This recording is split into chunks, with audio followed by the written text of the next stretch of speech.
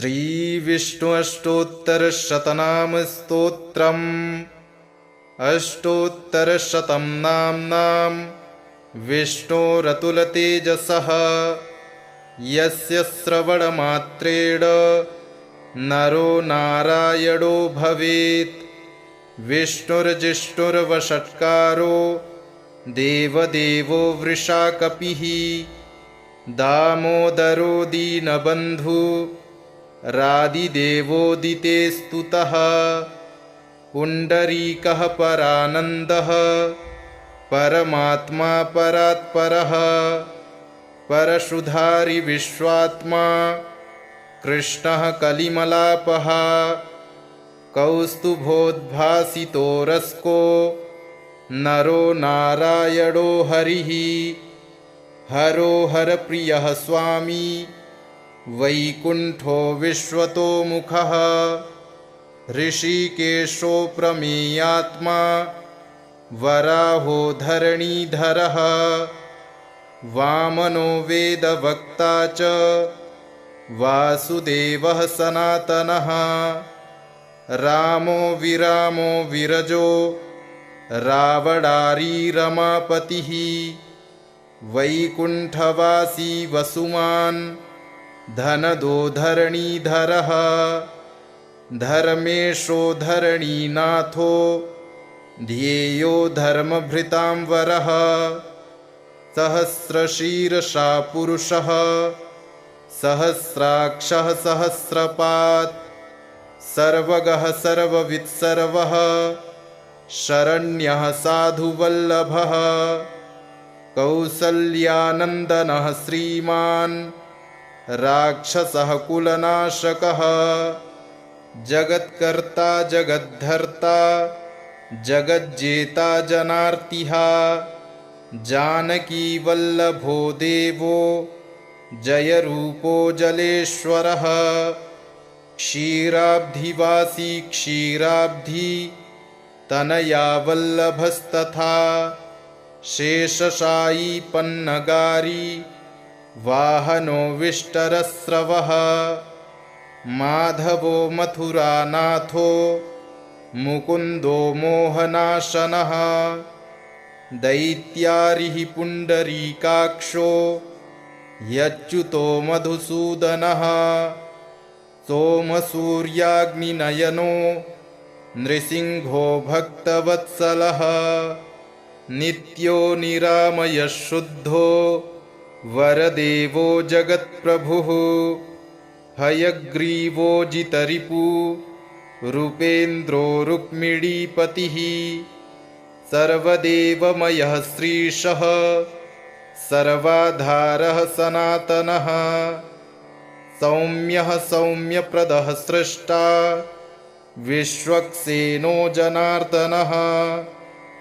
यशोदातनयो योगी योगशास्त्रपरायणः रुद्रात्मको रुद्रमूर्तिः राघवो मधुसूदनः इति ते कथितं दिव्यं नाम्नामष्टोत्तरं शतं सर्वपापहरं पुण्यं दिव्यो रतुलतेजसः दुःखदारिद्र्यदौर्भाग्य नाशनं सुखवर्धनं सर्वसम्पत्करं सौम्यं महापातकनाशनं प्रातरुत्थाय विप्रेन्द्र पठेदेकाग्रमानसः यस्य नश्यन्ति विपदां राशयः सिद्धिमाप्नुयात्। अष्टोत्तरशतं नाम्नां विष्णोरतुलतेजसः यस्य श्रवणमात्रेण नरो नारायणो भवेत्। विष्णुर्जिष्णुर्वषट्कारो देवदेवो वृषाकपिः दामोदरो दीनबन्धु रादिदेवोदिते स्तुतः। पुण्डरीकः परानन्दः परमात्मा परात्परः परशुधारि विश्वात्मा कृष्णः कलिमलापः कौस्तुभोद्भासितो रस्को नरो नारायणो हरिः हरो हरप्रियः स्वामी वैकुण्ठो विश्वतोमुखः ऋषिकेशो प्रमेयात्मा वराहो धरणीधरः वामनो वेदवक्ता च वासुदेवः सनातनः रामो विरामो विरजो रावणारी रमापतिः वैकुण्ठवासी वसुमान् धनदो धरणीधरः धर्मेशो धरणीनाथो ध्येयो धर्मभृतांवरः सहस्रशीर्षा पुरुषः सहस्राक्षः सहस्रपात् सर्वगः सर्ववित्सर्वः शरण्यः साधुवल्लभः कौसल्यानन्दनः श्रीमान् राक्षसः कुलनाशकः जगत्कर्ता जगद्धर्ता जगज्जेता जनार्तिः जानकीवल्लभो देवो जयरूपो जलेश्वरः क्षीराब्धिवासी क्षीराब्धि तनया वल्लभस्तथा शेषशायी पन्नगारी वाहनो विष्टरस्रवः माधवो मथुरानाथो मुकुन्दो मोहनाशनः दैत्यारिः पुण्डरीकाक्षो यच्युतो मधुसूदनः सोमसूर्याग्निनयनो नृसिंहो भक्तवत्सलः नित्यो निरामयः शुद्धो वरदेवो जगत्प्रभुः हयग्रीवो जितरिपु रूपेन्द्रो रुक्मिणीपतिः सर्वदेवमयः श्रीशः सर्वाधारः सनातनः सौम्यः सौम्यप्रदः स्रष्टा विश्वक्सेनो जनार्दनः यशोदातनयो योगी योगशास्त्रपरायणः रुद्रात्मको रुद्रमूर्तिः राघवो मधुसूदनः इति ते कथितं दिव्यं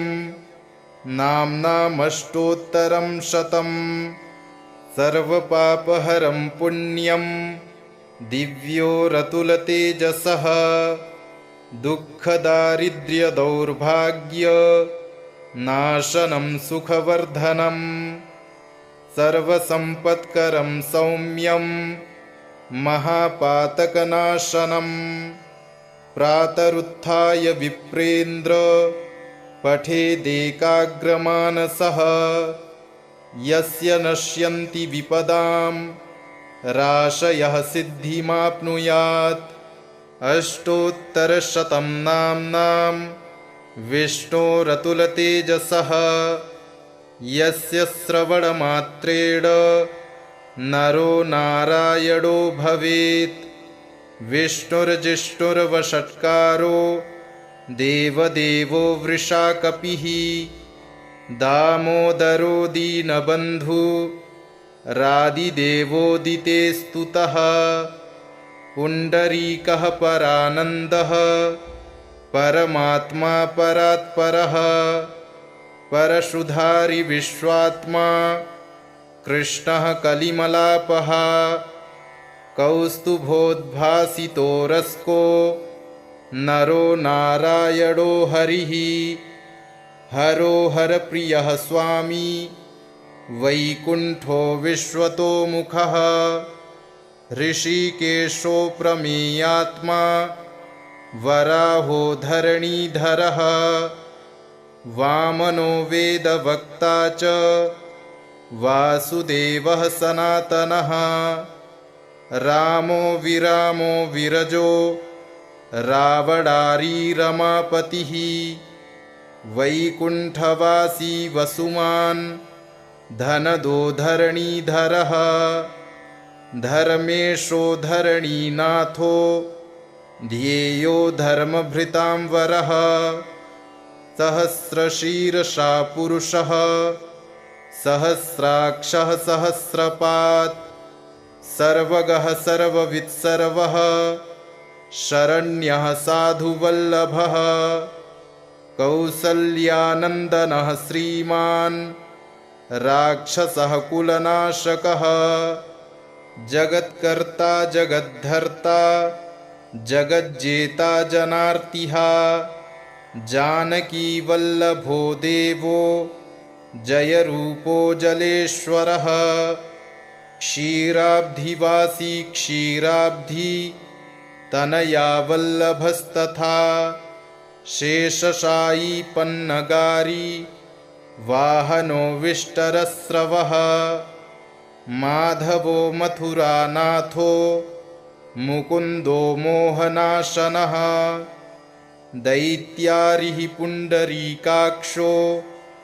यच्युतो मधुसूदनः सोमसूर्याग्निनयनो नृसिंहो भक्तवत्सलः नित्यो निरामयः शुद्धो वरदेवो जगत्प्रभुः हयग्रीवो जितरिपु रूपेन्द्रो रुक्मिणीपतिः सर्वदेवमयः श्रीशः सर्वाधारः सनातनः सौम्यः सौम्यप्रदः स्रष्टा विश्वक्सेनो जनार्दनः यशोदातनयो योगी योगशास्त्रपरायणः रुद्रात्मको रुद्रमूर्तिः राघवो मधुसूदनः इति ते कथितं दिव्यं नाम्नामष्टोत्तरं शतं सर्वपापहरं पुण्यं दिव्यो रतुलतेजसः दुःखदारिद्र्यदौर्भाग्य नाशनं सुखवर्धनं सर्वसम्पत्करं सौम्यं महापातकनाशनं प्रातरुत्थाय विप्रेन्द्र पठेदेकाग्रमानसः यस्य नश्यन्ति विपदां राशयः सिद्धिमाप्नुयात् अष्टोत्तरशतं नाम्नां विष्णोरतुलतेजसः यस्य श्रवणमात्रेण नरो नारायणो भवेत् विष्णुर्जिष्णुर्वषट्कारो देवदेवो वृषाकपिः दामोदरो दीनबन्धु रादिदेवोदिते स्तुतः पुण्डरीकः परानन्दः परमात्मा परात्परः परशुधारि विश्वात्मा कृष्णः कलिमलापः कौस्तुभोद्भासितो रस्को नरो नारायणो हरिः हरो हरप्रियः स्वामी वैकुण्ठो विश्वतोमुखः ऋषिकेशो प्रमेयात्मा वराहो धरणीधरः वामनो वेदवक्ता च वासुदेवः सनातनः रामो विरामो विरजो रावणारी रमापतिः वैकुण्ठवासी वसुमान् धनदो धरणीधरः धर्मेशो धरणीनाथो ध्येयो धर्मभृतां वरः सहस्रशीर्षा पुरुषः सहस्राक्षः सहस्रपात् सर्वगः सर्ववित्सर्वः शरण्यः साधुवल्लभः कौसल्यानन्दनः श्रीमान् राक्षसः कुलनाशकः जगत्कर्ता जगद्धर्ता जगज्जेता जनार्तिः जानकीवल्लभो देवो जयरूपो जलेश्वरः क्षीराब्धिवासी क्षीराब्धि तनया वल्लभस्तथा शेषशायी पन्नगारी वाहनो विष्टरस्रवः माधवो मथुरानाथो मुकुन्दो मोहनाशनः दैत्यारिः पुण्डरीकाक्षो यच्युतो मधुसूदनः सोमसूर्याग्निनयनो नृसिंहो भक्तवत्सलः नित्यो निरामयः शुद्धो वरदेवो जगत्प्रभुः हयग्रीवो जितरिपु रूपेन्द्रो रुक्मिणीपतिः सर्वदेवमयः श्रीशः सर्वाधारः सनातनः सौम्यः सौम्यप्रदः स्रष्टा विश्वक्सेनो जनार्दनः यशोदातनयो योगी योगशास्त्रपरायणः रुद्रात्मको रुद्रमूर्तिः राघवो मधुसूदनः इति ते कथितं दिव्यं नाम्नामष्टोत्तरं शतं सर्वपापहरं पुण्यं दिव्यो रतुलतेजसः दुःखदारिद्र्यदौर्भाग्य नाशनं सुखवर्धनं सर्वसम्पत्करं सौम्यं महापातकनाशनं प्रातरुत्थाय विप्रेन्द्र पठेदेकाग्रमानसः यस्य नश्यन्ति विपदां राशयः सिद्धिमाप्नुयात् अष्टोत्तरशतं नाम्नां विष्णोरतुलतेजसः यस्य श्रवणमात्रेण नरो नारायणो भवेत् विष्णुर्जिष्णुर्वषट्कारो देवदेवो वृषाकपिः दामोदरो दीनबन्धु रादिदेवोदिते स्तुतः पुण्डरीकः परानन्दः परमात्मा परात्परः परशुधारि विश्वात्मा कृष्णः कलिमलापः कौस्तुभोद्भासितो रस्को नरो नारायणो हरिः हरो हरप्रियः स्वामी वैकुण्ठो विश्वतोमुखः ऋषिकेशो प्रमेयात्मा वराहो धरणीधरः वामनो वेदवक्ता च वासुदेवः सनातनः रामो विरामो विरजो रावणारी रमापतिः वैकुण्ठवासी वसुमान् धनदो धरणीधरः धर्मेशो धरणीनाथो ध्येयो धर्मभृतां वरः सहस्रशीर्षा पुरुषः सहस्राक्षः सहस्रपात् सर्वगः सर्ववित्सर्वः शरण्यः साधुवल्लभः कौसल्यानन्दनः श्रीमान्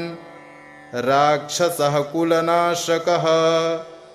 जगत्कर्ता जगद्धर्ता जगज्जेता जनार्तिः जानकीवल्लभो देवो जयरूपो जलेश्वरः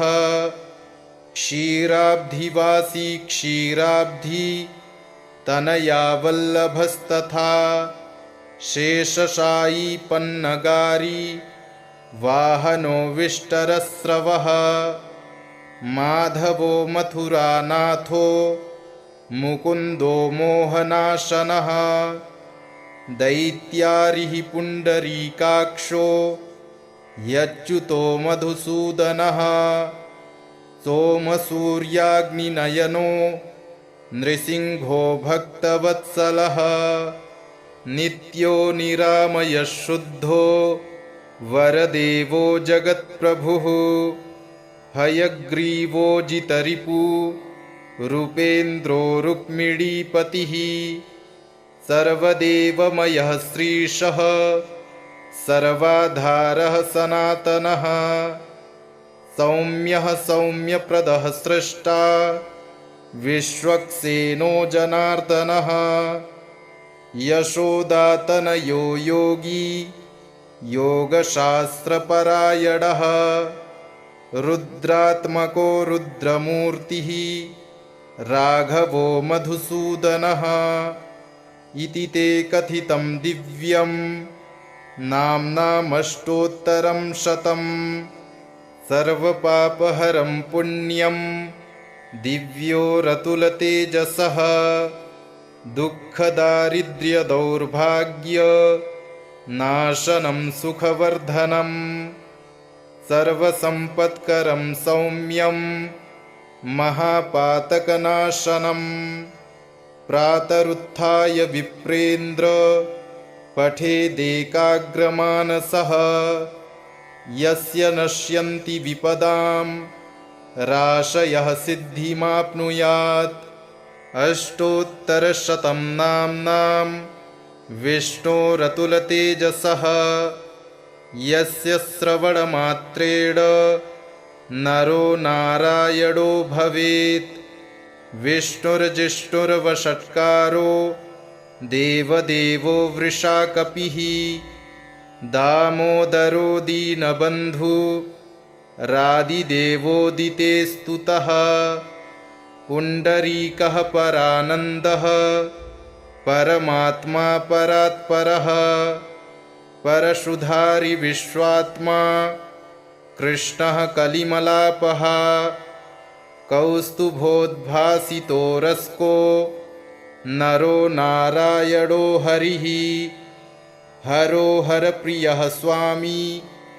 वैकुण्ठो विश्वतोमुखः ऋषिकेशो प्रमेयात्मा वराहो धरणीधरः वामनो वेदवक्ता च वासुदेवः सनातनः रामो विरामो विरजो रावणारी रमापतिः वैकुण्ठवासी वसुमान् धनदो धरणीधरः धर्मेशो धरणीनाथो ध्येयो धर्मभृतां वरः सहस्रशीर्षा पुरुषः सहस्राक्षः सहस्रपात् सर्वगः सर्ववित्सर्वः शरण्यः साधुवल्लभः कौसल्यानन्दनः श्रीमान् राक्षसः कुलनाशकः जगत्कर्ता जगद्धर्ता जगज्जेता जनार्तिः जानकीवल्लभो देवो जयरूपो जलेश्वरः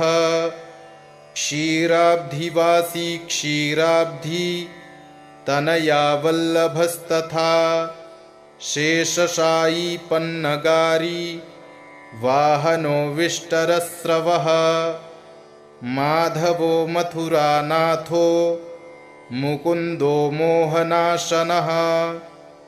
दैत्यारिः पुण्डरीकाक्षो यच्युतो मधुसूदनः सोमसूर्याग्निनयनो नृसिंहो भक्तवत्सलः नित्यो निरामयः शुद्धो वरदेवो जगत्प्रभुः हयग्रीवो जितरिपु रूपेन्द्रो रुक्मिणीपतिः सर्वदेवमयः श्रीशः सर्वाधारः सनातनः सौम्यः सौम्यप्रदः स्रष्टा विश्वक्सेनो जनार्दनः यशोदातनयो योगी योगशास्त्रपरायणः रुद्रात्मको रुद्रमूर्तिः राघवो मधुसूदनः इति ते कथितं दिव्यं नाम्नामष्टोत्तरं शतं सर्वपापहरं पुण्यं दिव्यो रतुलतेजसः दुःखदारिद्र्यदौर्भाग्य नाशनं सुखवर्धनं सर्वसम्पत्करं सौम्यं महापातकनाशनं प्रातरुत्थाय विप्रेन्द्र पठेदेकाग्रमानसः यस्य नश्यन्ति विपदां राशयः सिद्धिमाप्नुयात् अष्टोत्तरशतं नाम्नां विष्णोरतुलतेजसः यस्य श्रवणमात्रेण नरो नारायणो भवेत् विष्णुर्जिष्णुर्वषट्कारो देवदेवो वृषाकपिः दामोदरो दीनबन्धु रादिदेवोदिते स्तुतः पुण्डरीकः परानन्दः परमात्मा परात्परः परशुधारि विश्वात्मा कृष्णः कलिमलापः कौस्तुभोद्भासितो रस्को नरो नारायणो हरिः हरो हरप्रियः स्वामी वैकुण्ठो विश्वतोमुखः ऋषिकेशो प्रमेयात्मा वराहो धरणीधरः वामनो वेदवक्ता च वासुदेवः सनातनः रामो विरामो विरजो रावणारी रमापतिः वैकुण्ठवासी वसुमान् धनदो धरणीधरः धर्मेशो धरणीनाथो ध्येयो धर्मभृतां वरः सहस्रशीर्षा पुरुषः सहस्राक्षः सहस्रपात् सर्वगः सर्ववित्सर्वः शरण्यः साधुवल्लभः कौसल्यानन्दनः श्रीमान् राक्षसः कुलनाशकः जगत्कर्ता जगद्धर्ता जगज्जेता जनार्तिः जानकीवल्लभो देवो जयरूपो जलेश्वरः क्षीराब्धिवासी क्षीराब्धि तनया वल्लभस्तथा शेषशायी पन्नगारी वाहनो विष्टरस्रवः माधवो मथुरानाथो मुकुन्दो मोहनाशनः दैत्यारिः पुण्डरीकाक्षो यच्युतो मधुसूदनः सोमसूर्याग्निनयनो नृसिंहो भक्तवत्सलः नित्यो निरामयः शुद्धो वरदेवो जगत्प्रभुः हयग्रीवो जितरिपु रूपेन्द्रो रुक्मिणीपतिः सर्वदेवमयः श्रीशः सर्वाधारः सनातनः सौम्यः सौम्यप्रदः स्रष्टा विश्वक्सेनो जनार्दनः यशोदातनयो योगी योगशास्त्रपरायणः रुद्रात्मको रुद्रमूर्तिः राघवो मधुसूदनः इति ते कथितं दिव्यं नाम्नामष्टोत्तरं शतं सर्वपापहरं पुण्यं दिव्यो रतुलतेजसः दुःखदारिद्र्यदौर्भाग्य नाशनं सुखवर्धनं सर्वसम्पत्करं सौम्यं महापातकनाशनं प्रातरुत्थाय विप्रेन्द्र पठेदेकाग्रमानसः यस्य नश्यन्ति विपदां राशयः सिद्धिमाप्नुयात् अष्टोत्तरशतं नाम्नां विष्णोरतुलतेजसः यस्य श्रवणमात्रेण नरो नारायणो भवेत् विष्णुर्जिष्णुर्वषट्कारो देवदेवो वृषाकपिः दामोदरो दीनबन्धु रादिदेवोदिते स्तुतः पुण्डरीकः परानन्दः परमात्मा परात्परः परशुधारि विश्वात्मा कृष्णः कलिमलापः कौस्तुभोद्भासितो रस्को नरो नारायणो हरिः हरो हरप्रियः स्वामी वैकुण्ठो विश्वतोमुखः ऋषिकेशो प्रमेयात्मा वराहो धरणीधरः वामनो वेदवक्ता च वासुदेवः सनातनः रामो विरामो विरजो रावणारी रमापतिः वैकुण्ठवासी वसुमान् धनदो धरणीधरः धर्मेशो धरणीनाथो ध्येयो धर्मभृतां वरः सहस्रशीर्षा पुरुषः सहस्राक्षः सहस्रपात् सर्वगः सर्ववित्सर्वः शरण्यः साधुवल्लभः कौसल्यानन्दनः श्रीमान् राक्षसः कुलनाशकः जगत्कर्ता जगद्धर्ता जगज्जेता जनार्तिः जानकीवल्लभो देवो जयरूपो जलेश्वरः क्षीराब्धिवासी क्षीराब्धि तनया वल्लभस्तथा शेषशायी पन्नगारी वाहनो विष्टरस्रवः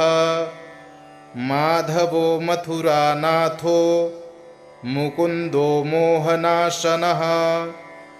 दैत्यारिः पुण्डरीकाक्षो यच्युतो मधुसूदनः सोमसूर्याग्निनयनो नृसिंहो भक्तवत्सलः नित्यो निरामयः शुद्धो वरदेवो जगत्प्रभुः हयग्रीवो जितरिपु रूपेन्द्रो रुक्मिणीपतिः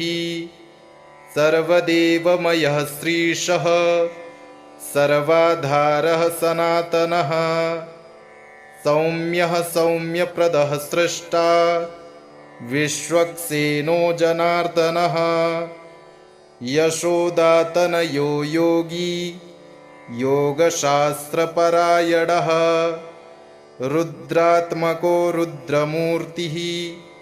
राघवो मधुसूदनः इति ते कथितं दिव्यं नाम्नामष्टोत्तरं शतं सर्वपापहरं पुण्यं दिव्यो रतुलतेजसः दुःखदारिद्र्यदौर्भाग्य नाशनं सुखवर्धनं